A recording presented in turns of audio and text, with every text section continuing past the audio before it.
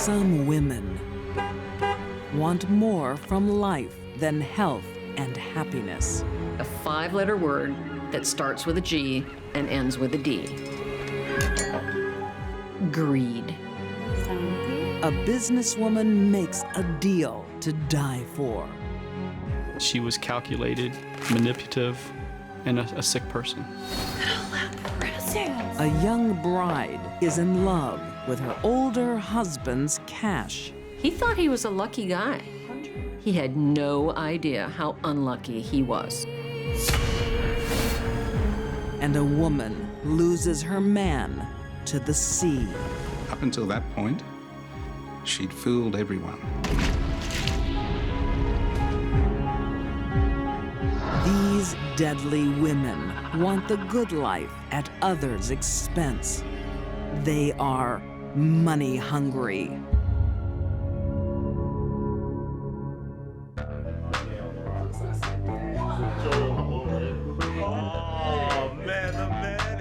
When 40-year-old Abraham Shakespeare wins a massive lottery prize in Lakeland, Florida in 2006, an ordinary man starts an extraordinary adventure.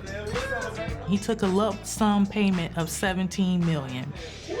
When Shakespeare won the lottery, the entire community won also. It says $500,000. He basically became Lakeland's stimulus package. Think about that. Shakespeare was a very, very generous person. While happy for her son, 65-year-old Elizabeth Walker is wary of the windfall. Abraham's mother was a wonderful person. Abraham tried to give her money and buy her a new house, and she didn't want it. Abraham's mother thought the money was evil and would bring him no good. Cheers! $17 million. Many other people are ready to line up for the generosity of this uneducated but good-natured young man. And of course, He couldn't read or write. If at all, he couldn't do it very well. I don't think he understood the value of money. I think he thought he'll never run out of money. Abraham's good fortune catches the eye of 35-year-old entrepreneur Doris Dee Dee Moore. Dee Dee Moore was a blonde, flashy woman. She was very confident, very sure of herself. Dee Dee's currently got herself a 26-year-old boy toy. Not now, I'm thinking. come on, baby. But she's always looking for more excitement. And a newly minted millionaire is a person she wants to know. She presented herself as to be a writer. She offered to write a book. So from there, a friendship budded between the two of them. But the book is just the start of Dee Dee's deal. You get tired of people asking for money, Abe? Yeah, I do. She offers to manage all of Abraham's financial affairs. Dee Dee presented herself as someone who wasn't going to be a moocher. In Abraham's mind, here comes this lady who decides, hey, I'll get this all straightened out for you. This one here is to close your existing account. She convinced him to put all of his holdings in her company name, and this was a way for people to stop asking for money from him. But Dee Dee is far from a savior. After you start peeling the layers behind of Dee Dee Moore, you start realizing more and more something's not right here. The smooth-talking businesswoman has a long history of deceit and fraud. One scam 5 years earlier shows how far Dee Dee will go to come out on top. When her car is about to be repossessed, Dee Dee stages a dramatic ruse. Just up there. She had called and reported that her vehicle had been carjacked and she had been left for dead by some Mexican guys in a ditch somewhere. For extra sympathy, Dee Dee claims she is raped. She was calculated, manipulative, and a sick person. Dee Dee Moore is the classic textbook definition of a psychopath. Persistent and chronic liar, manipulator of other people. If a psychopath isn't manipulating someone and deceiving and stealing, they're not having any fun. But naive Abraham knows nothing of her past. She found him, and she knew she could work him. And oh, did she. Abraham thinks his money is safe from his clawing community because he hands it all to Dee Dee. Wow, you weren't kidding. For you, baby. She had his house, his properties, his cars, even his bank accounts. Everything, I mean everything, was switched into the name of her company that she operated. While Dee Dee has never been happier, Abraham is worried and anxious. Man, I'm finna get out. I'm finna go. The burden of being a multi-millionaire is starting to get to him.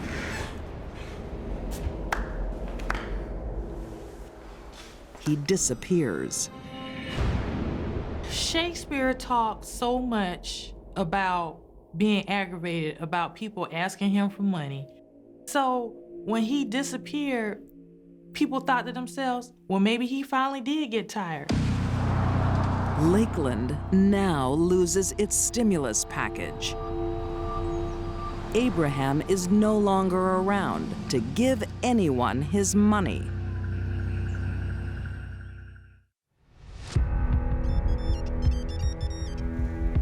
No one sees him for months, but his family and friends receive a series of strange texts. It's Abe. He says it's going away. Abraham is on a cruise to Jamaica, how Abraham is in Texas. He doesn't want anybody to see him. The stories just never end. After 9 months, finally, a phone call. Yeah, Mom. I'm fine. But something is strange. Get away. His mother said, "Who are you? You're not Shakespeare." No one knows who it is, except Dee Dee Moore. It's her deep, dark secret.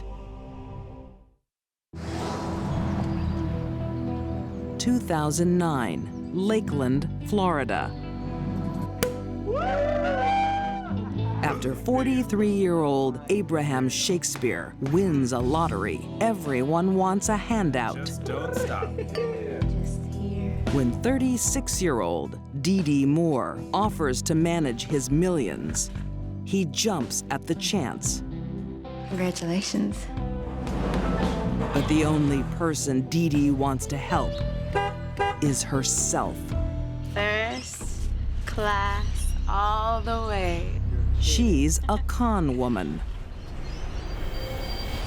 That's my money in your wallet, is how they see the world. And because I'm so much smarter than you, I will get it. His friends think Abraham is on an extended holiday. Dee Dee knows the truth. Not long after signing over his fortune to her, Abraham becomes suspicious. It ain't working out. Everything is good, Abe. No, it ain't. Abraham had come to her and said, hey, something's not right. I can't get to my money. You know, what's going on? Look, man, April 6th, 2009. Abraham tells Dee Dee he's going to the bank to sort it out. Dee Dee knows if he does, she'll be exposed. Everything is good. There's a safe inside that house where she tells Abraham all his money is, all the cash is. She opens the safe. Abraham thinks he's gonna get a bunch of money. She's She doesn't pull out the money, but she pulls a gun out of the safe.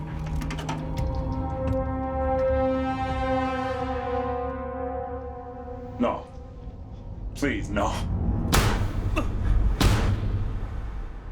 And she shoots him twice.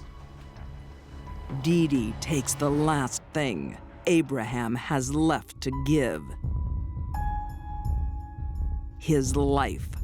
Abraham Shakespeare was a nice guy. He didn't stand a chance against Dee Dee Moore. Not a chance. The money is all hers, but it still isn't enough for Dee Dee. She saw outstanding debts that people owed him as a cash cow. There was probably close to $3 million if she could consistently collect on these monies. The prospect of easy money is too good to refuse. Dee Dee went to extreme lengths to make it look as if Shakespeare was alive to his friends and family. Abraham texts his family and friends from the grave. But one day, Dee Dee goes too far, trying to stage a phone call. Yeah, Mom, I'm fine. Just needed to get away. A mother knows her son's voice. She calls the cops. Abraham's mother called me and said, hey, somebody called that said they were Abraham. I don't know if it was, but it didn't really sound like him. The police start asking questions. Dee Dee has to protect herself. She needs someone else to take the murder rap and turns to an old friend of Abraham's for help. I've got a lot more cash for someone who'll say they killed Abraham. She says, I need to find somebody who is willing to tell the police that they did something to Abraham, that they killed Abraham. I'll ask around. I'm willing to pay them.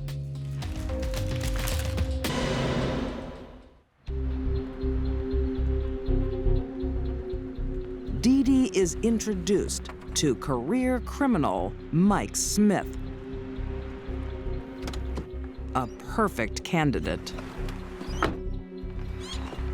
Mike Smith is fixing to go to federal prison, has already signed off a plea agreement for 25 years, and basically he can't get any more time. For a certain amount of money, he would be willing to say that he killed Abraham Shakespeare. You do this, you'll be a very popular person. Mike agrees to take the blame, but needs evidence of the murder. Otherwise, he won't be believed. Where is he? What happened? Shot him. He's buried in my backyard. Dee Dee has to hand over the weapon and the location of Abraham's body. So in Dee Dee Moore's mind, she's just won the game. She's got somebody that's gonna confess to killing Abraham Shakespeare. But there's one thing Dee Dee doesn't know. Mike Smith is an undercover cop. Every time he met with her, every time he talked with her, he was wearing a wire. Did you dig here? Dee Dee had admitted where the body was located. Then you gotta burn him. That was enough for authorities to go in and make an arrest. They had what they needed. The master of the sting has been stung. Dee Dee Moore never thought she would get caught. Don't forget to bring the marshmallows. Yet, she told the whole story to an undercover cop. Bye-bye now. On December 10th, 2012, Doris Dee Dee Moore is convicted of first-degree murder and sentenced to life in prison. I think it was all money, and I think it just came down to the very end that she felt trapped and this was the only way out. Dee Dee is in prison for the rest of her life, and that is exactly where she needs to be for the rest of us to be safe. A perfect recipe for marriage. He's got the prize, the younger woman. Love, honesty, and respect. He thought he was a lucky guy. He had no idea how unlucky he was. In the 1970s, near Louisville, Indiana, newlyweds Ann and David Plew have a loving marriage and the world at their feet.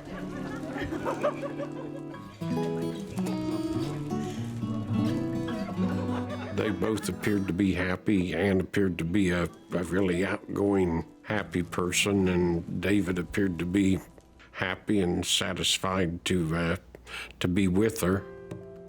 David's brother, Raymond Plew, remembers 28-year-old Ann's captivating charm.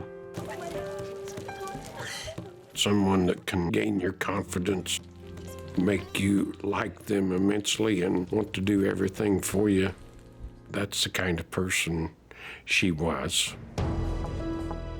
A charming personality sounds ideal for Ann's nursing career, but she is more complicated than she seems. She worked as a registered nurse. She held a supervisory position, which later it appeared that she had fabricated certificates to obtain that position when she wasn't even qualified for it. Ann seemed to be living in a path of lies.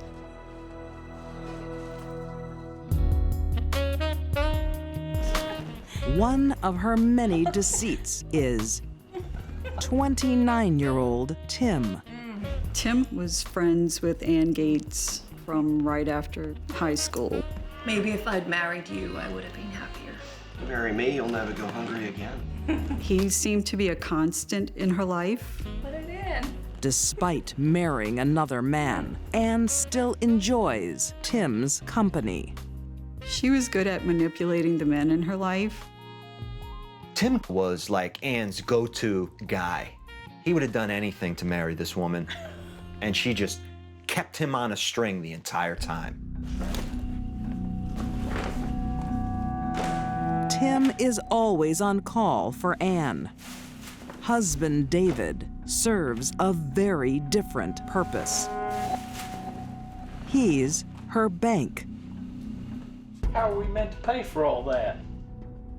It's okay, we'll find a way. We'll end up in the poorhouse. And she is quickly draining his accounts. Ann was motivated by a 5-letter word that starts with a G and ends with a D. Greed, one of the 7 deadly sins. David doesn't get time to rein in her spending. Within a year of marriage, a terrible tragedy. It's about as cold-blooded as cold-blooded would be. Late one evening in 1978, something compels David Plew to the outskirts of Louisville. I don't know what the reason was that he would get in his car and drive out to meet someone on a country road. I don't know. Come on, man. Do this. Come on, let's talk about this, boy. You don't need to be doing this. Not out here. Come on, man. It is the last thing he will ever do. He was shot twice in the head. He was left alongside of a rural road. It surprised everybody because as nice a person as David was, and with all of the friends he had, there's no one could name a single person that would be David's enemy.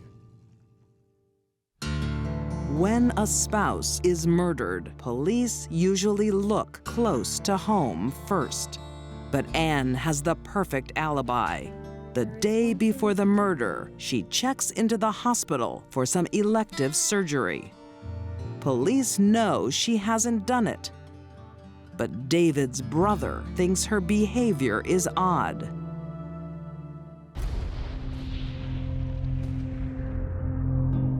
After After David's death, there was zero contact with Ann.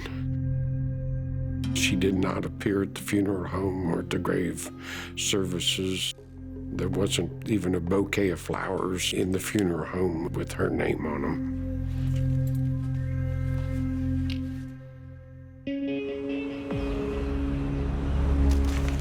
Ann is a wealthy widow. She is the sole beneficiary of David's assets, including his life insurance. David Plew had a personal insurance policy of $80,000+. Ann moves on with her life. She's got another wedding to plan. This woman, she did whatever she wanted to do. Come on, man. In Louisville, Indiana, Ann Gates's husband, David, is murdered, execution style, in 1978. Ann isn't a widow for long. She remarries 7 months later.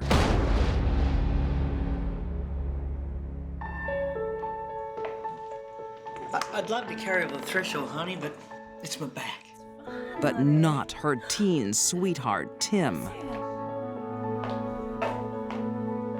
Ann chooses an older man, bookkeeper, 56-year-old Raymond Gates. He's much older than Ann. Maybe to her he's a sugar daddy, but to him, he's got the prize, the younger woman.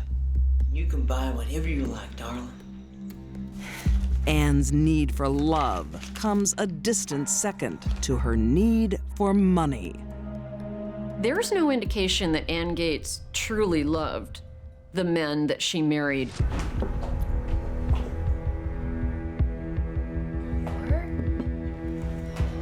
The new bride introduces Raymond to old friends, including Tim. Darling, to us.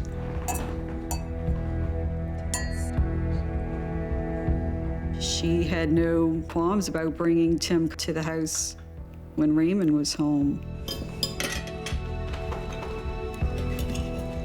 What this proves to me is that Ann is the puppet master. She's running the whole show. She's got all these men on a string, and she's pulling them. Ann spends as little time as she can at the marital home. She moves between her parents' home and living with a new boyfriend. Why? I just need some space. She would live there 2 days. She would live with the boyfriend 2 days. I guess because of his age, whatever she told him, he believed. He accepted that. He thought he was a lucky guy. He had no idea how unlucky he was. For nearly 9 years, Ann lives out her fantasy. A husband she hardly ever sees, and the freedom to do what she wants. But then, on October 7th, 1987, when she visits the marital home, I've just found my husband murdered. Ann was calm, collected. Here's her husband, blood all around him. You know what? You can't fake caring about people. She said she went inside. She saw Raymond on the floor, dead, with multiple wounds to the head. So he's lying on the floor, and there's dried blood around him, which means he's been there for a while, and he has several blows to the head. What time was it you discovered your husband, ma'am? the grieving widow is not the most reliable witness. Did you notice any sign of break and entry when you came home, or anything missing at all? The more you questioned her, the more the story changed. Ann tells so many lies to law enforcement, they don't even know where to begin. Ann tells police she hasn't been at the house for days. But a mailman comes forward and he claims that he saw her car in the driveway in those crucial days before the body was discovered. Ann lies to the police. Now she is placed at the murder scene. Investigators believe they know what happens.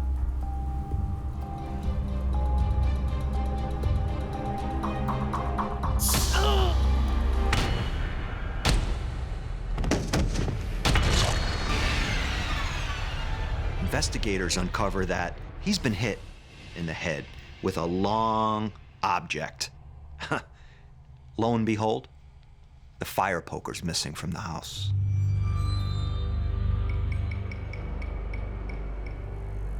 A fire poker is heavy. It's made of metal. It delivers a large amount of concentrated force to a very small area. It would very quickly cave in the skull. Investigators believe the motive is a familiar one: money. Just a few months before he was murdered, he took out a life insurance policy on himself and made her the beneficiary. It is a circumstantial case, but on December 8, 1987, Ann Gates is arrested and charged with first-degree murder. Facing a lifetime behind bars, Ann makes a deal with the DA's office for the lesser charge of manslaughter. Her bargaining chip is she claims the murderer is her teen sweetheart, Tim. She struck this deal by offering Tim as the murderer, Raymond Gates. Ann didn't love anybody but Ann. She says Tim murdered her husband in her presence. According to Ann, she had no part of that other than cleaning up the evidence. Tim stands trial for second-degree murder. It ends in a hung jury. He walks free. She was good at manipulating the men in her life, but she was not as good of a liar as she believed that she was. Ann Gates doesn't face a jury. She pleads no contest to the manslaughter of Raymond and is sentenced to 10 years. Ann was originally charged with first-degree murder. That's premeditated. Ann got off lucky. For Raymond Plew, Ann's conviction reopens old wounds of the cruel death of his brother, David. The shooting of her first husband has never been solved. No one has been punished for David's death.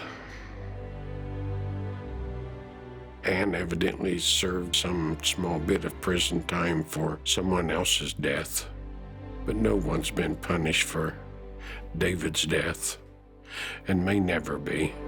In 1993, Ann Gates is released on supervised parole. There was a storm inside of Ann, a storm of chaos. For some women, finding a man She was obviously a quite sexy woman. is as easy as ABC. But keeping them is another matter. He had been shot at close range.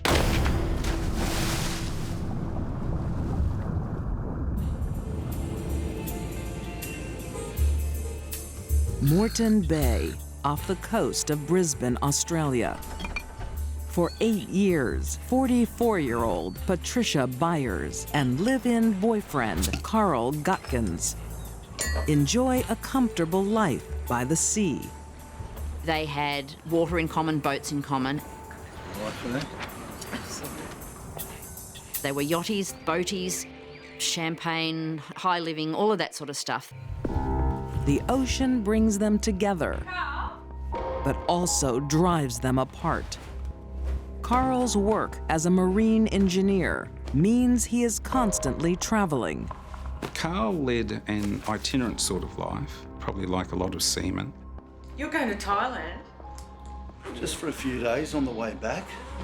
But when he organizes a private holiday to Thailand, simmering tensions begin to boil. The state of their relationship was clearly beginning to fall apart.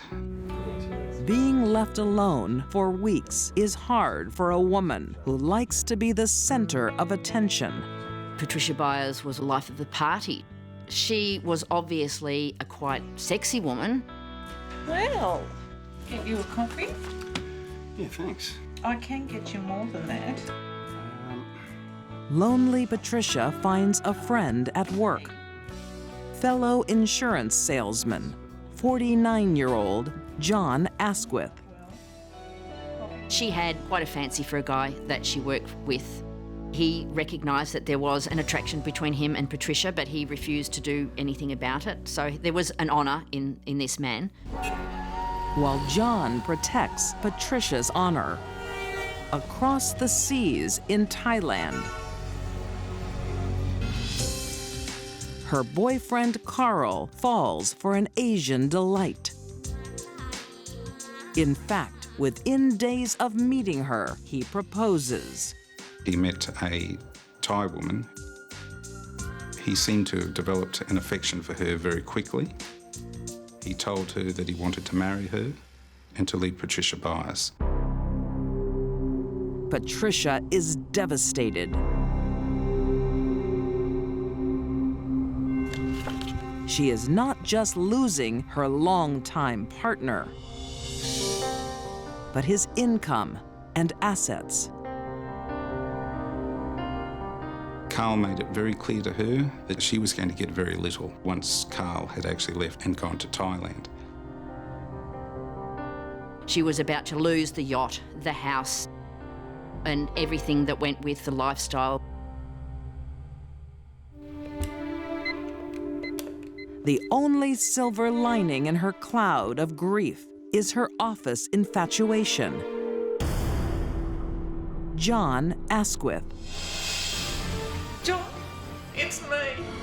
Now that she's a single woman, there is nothing stopping them getting together. Thank you. Almost immediately, she turns to him for comfort and support, and within a very short space of time, this relationship turns into one of love. So, here's to the happy couple. John is hooked, enamored. He soon intertwines his life and money with Patricia. John and Patricia move in together. It seems that the relationship between Byers and Asquith was a good one. He did love her and believed that he could trust her. For the next 3 years, Patricia forgets about her unfaithful partner, Carl. She's too busy enjoying her relationship with John, the security of his income, and their love of the sea. They often spend the night on the beautiful waters of Australia's Stradbroke Island. As they do on April 13th, 1993. It's their anniversary. John and Patricia have been together for 3 years. They go away for a romantic weekend. This is the perfect time. I can make it even better. They had stopped the boat, had something good to eat, had a good drink, had sex. He went to sleep.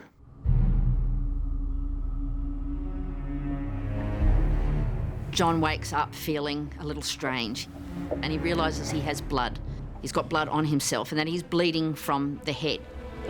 John has no idea he has just been shot. In the head. John Asquith had been shot at close range in the forehead, single shot from a sawn-off .22 caliber rifle. Incredibly, the bullet hasn't killed him. It's missed the vital parts of his brain. He was lucky that the gun had been cut down because that reduced the muzzle velocity. Confused and disoriented, John's first thoughts are for Patricia. He gets up and stumbles out of the cabin. He finds his lover on deck, equally dazed but not wounded.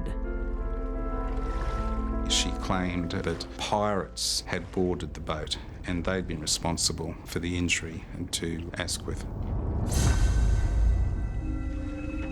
Pat!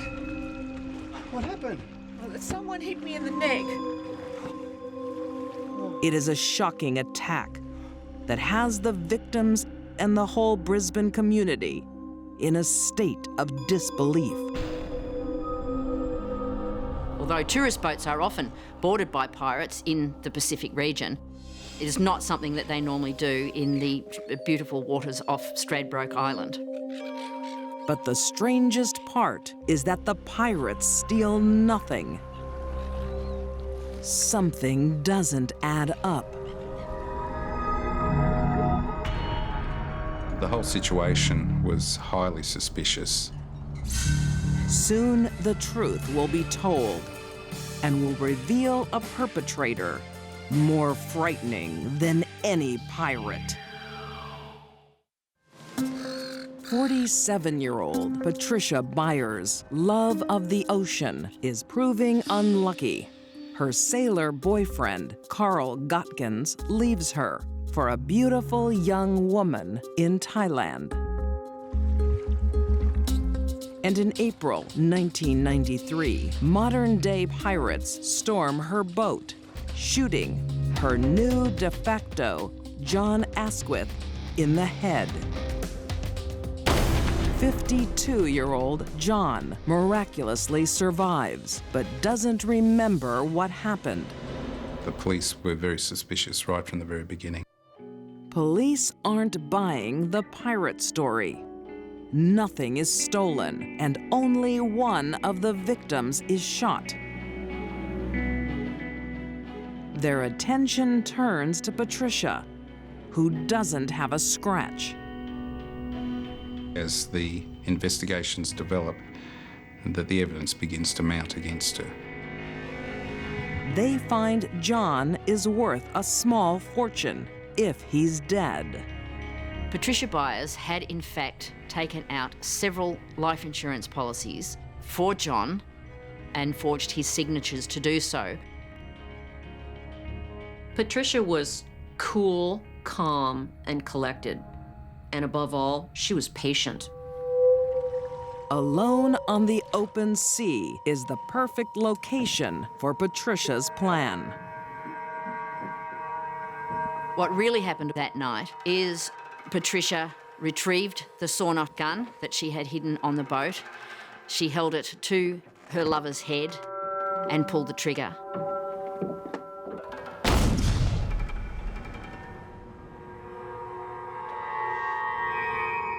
She thinks the shot will be fatal, but the short barrel of the sawn-off gun lessens the bullet's impact. John survives, much to the horror of Patricia. She is forced to come up with this ridiculous explanation. It's not a plausible story. It was a matter of some humour amongst the prosecutors in my office at the time. Patricia denies everything, but in 1994, a jury convicts her of attempted murder and sentences her to 12 years. But that isn't the end of the story. The fate of her previous partner comes under scrutiny. Carl Gottchen's family started asking questions. They haven't heard from Carl in 4 years, since his move to Thailand. Patricia managed to convince everybody that he had not only left her, but that he had decided to cut all ties with family and friends and start a completely new life. Or did he? Police travel to Thailand. They can't find Carl, but they do find his girlfriend, Oi, who hasn't seen him since he proposed to her. He was meant to get on a plane about the 6th of July of 1990. He never got on that plane, and Oi never saw him again. Now, Carl's disappearance turns into a murder investigation, and all roads lead to Patricia. All Carl Gottschalk's bank accounts were plundered. His credit cards were plundered. And all that happened within a period of a few months after he disappeared.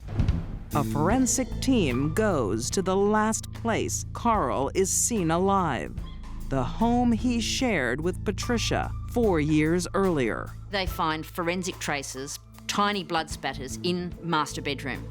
By DNA connections, it was most definitely blood of Carl Gottschalk's. There's a lot in the evidence that points to the conclusion that he was shot whilst he was in bed.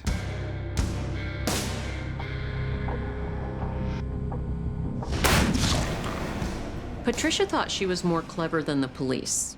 Fortunately, she wasn't. DNA is pretty much forever. The big question is, where is Carl's body? Only Patricia knows, and she is denying everything.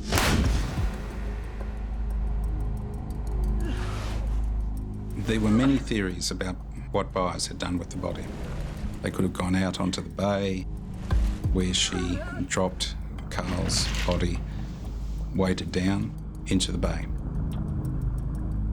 She probably would have gotten away with murder, but she wanted more and more and more. And every time a criminal commits a crime, they're closer and closer to being caught. Patricia is convicted again, this time of murder. The jury was convinced, beyond a reasonable doubt, she killed him. In 1999, Patricia is sentenced to life, no chance of parole, without her beloved ocean and the perks of rich partners. Patricia loved men for what they could do for her financially. The fun for Patricia in life was taking advantage of men. These deadly women shared a greedy streak. Dee Dee Moore took everything from a kind soul, including his life. Ann Gates' seductive ways masked lethal intentions. And Patricia Byers proved she was the real pirate. All three women used their charms to earn trust until their true desire was revealed. They were money hungry.